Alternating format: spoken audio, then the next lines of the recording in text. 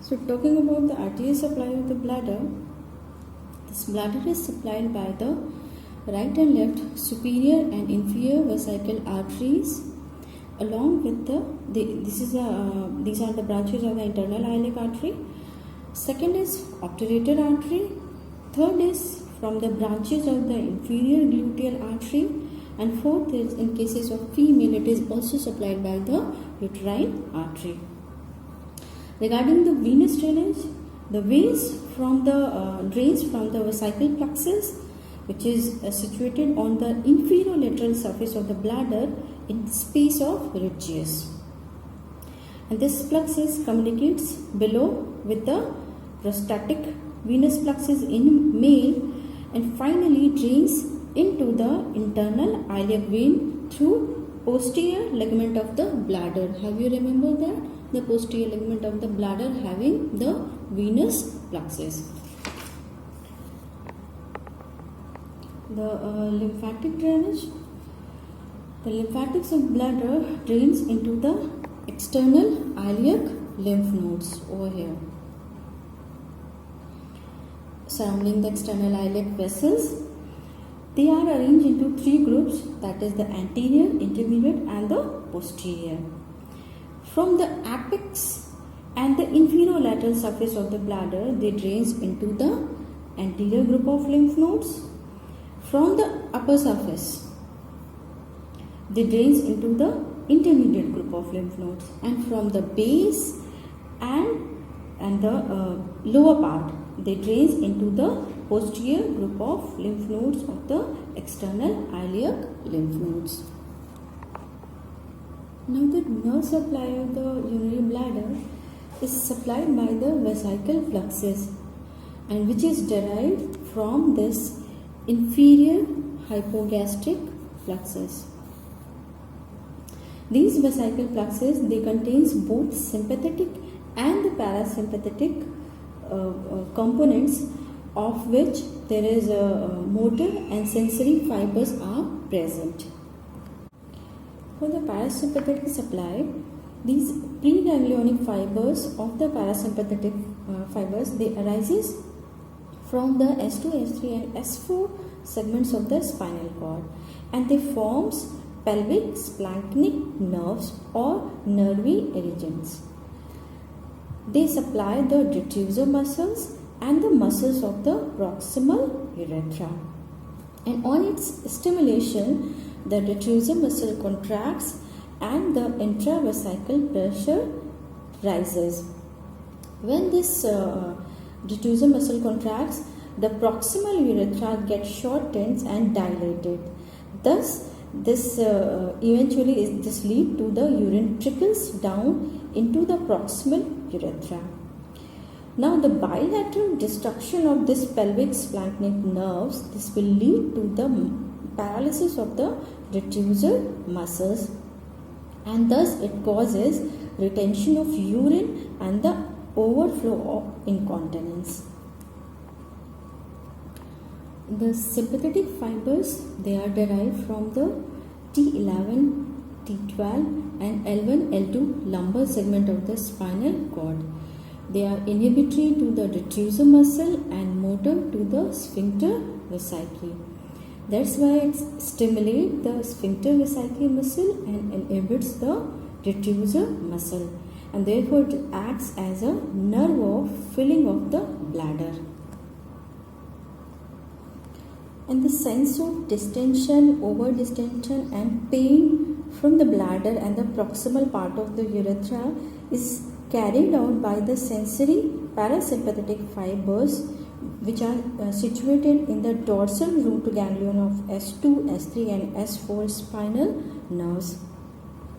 Because these spinal nerves, as in cases of, if there is a destruction of these spinal nerve, in cases of the tabes dorsalis, where the patient is unaware of the sense of the distension, although he can avoid urine by the contraction of the detrusor muscle. That's why we can say that the normal act of micturition is essentially controlled by the parasympathetic nerves. So, as till now we have discussed about the gross anatomy of the urinary bladder. Now let's see some clinical points or clinical applies regarding the urinary bladder. The foremost thing that comes in our mind, that is the bladder distension. So as I have already told you that the normal capacity of the bladder is about 500 ml. In cases of any urinary obstruction in male, this bladder may get largely distended without damaging the bladder wall, and in such cases we can drain up to 1000 ml to 1200 ml of urine with the help of the catheter in cases of the bladder distension in male. Now the second entity is the bladder injuries. Now the bladder may be ruptured in two types, like intraperitoneally or extraperitoneally. The intraperitoneal rupture, it usually involves the superior wall of the bladder and most commonly occurs when the bladder is full and has extended up to into the abdomen. In that cases, in this intraperitoneally rupture of the bladder, urine and blood may escape freely into the peritoneal cavity. Second type is extraperitoneal rupture of the bladder. In that case, it involves the anterior part of the bladder wall below the level of the peritoneal reflections. And in this case, this most commonly happens in cases of the fracture of the pelvis, when this bony fragments of the pelvic bone that pierces the bladder wall. And in that case, the patient presents with the lower abdominal pain and the hematuria, that means the blood in urine. And in cases of the young children, as the bladder is already an abdominal organ, so the abdominal trauma can injure the empty bladder also in the young children or small children. Now come to the third clinical entity, that is urinary retention. In males, this retention is commonly caused by the obstruction in urethra by the benign or malignant enlargement of the prostate, or you can say acute urethritis or prostatitis, and also cause this acute type of the urinary retention. In female, this is unlikely or less frequently found in females, but in that cases the suprapubic aspiration has been done. If the urine doesn't come out with the help of the catheter, then suprapubic aspiration has been done.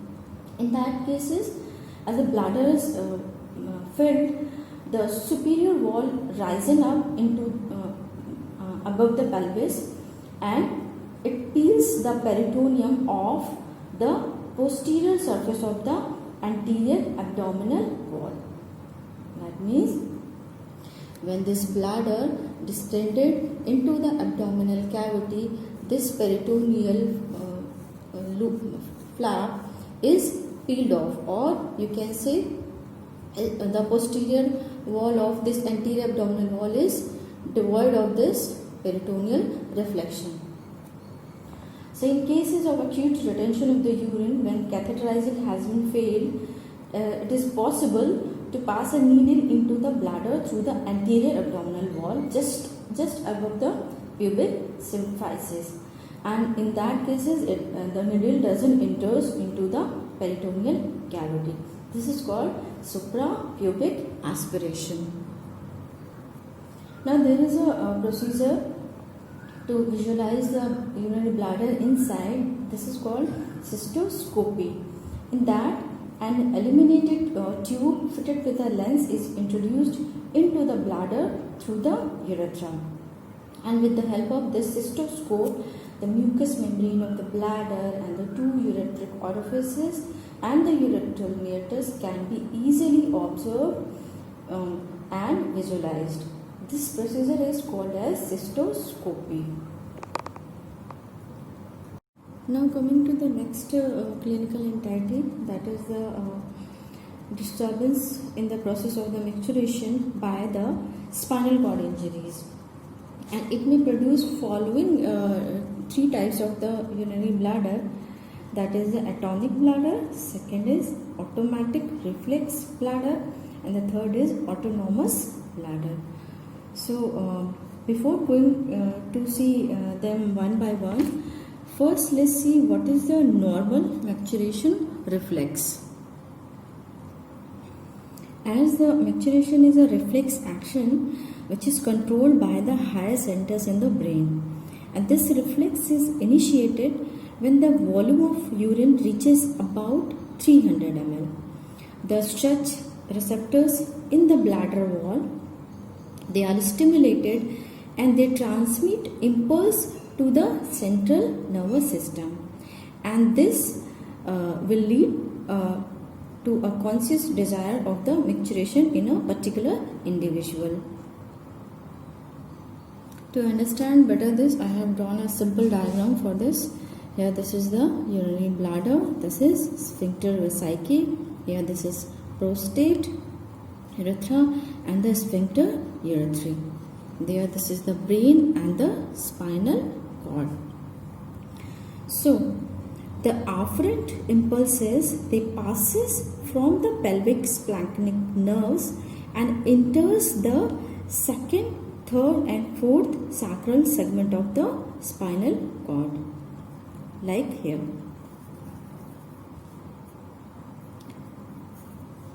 Okay, through the pelvic splanchnic nerves, they enters into this S2, S3 and S4 segment. Some afferent impulses, they also travel via the sympathetic nerves like hypogastric plexus, and they enters into the L1 and L2 lumbar segment of the spinal cord. Via these two afferents, the impulse that goes into the higher center, that is the brain. This is the hypogastric plexus, enters into the L1 and L2 and goes to the brain, and this is the pelvic splanchnic nerves, goes into the S2, S3 and S4 segment, and further the impulse goes into the brain. Now the efferent parasympathetic impulses that leaves the brain and running into the spinal cord, and they leaves the cord from the second, third and fourth sacral segments and passes via parasympathetic preganglionic fibers through the pelvic splanchnic nerves and the inferior hypogastric plexus to the bladder wall from here. Okay, via this is the preganglionic parasympathetic fibers coming from the brain. Via these spinal segments, they comes to the bladder wall via pelvic splanchnic nerves and the inferior hypogastric plexus. Some efferent impulses, they also passes to this sphincter vesicae via again the same spinal segment, and efferent impulses also passes to the sphincter urethrae via the pudendal nerves, and via this, by means of this nervous pathway, the smooth muscles of the bladder wall or the detusor muscles, they made to contract, and the sphincter vesicae and the sphincter urethrae, they are undergoing in the relaxation. This micturition can also be assisted by the contraction of the abdominal muscle to raise the intra-abdominal and the pelvic pressure. So this is the micturition reflex. So after the injury of the any type of the spinal cord injury, the nervous control of the micturition is disturbed. So in that case, is the first one, that is the first clinical condition, that is the atonic bladder, which occurs during the phase of the spinal shock. immediately after the injury or maybe few days after the injury or the few weeks.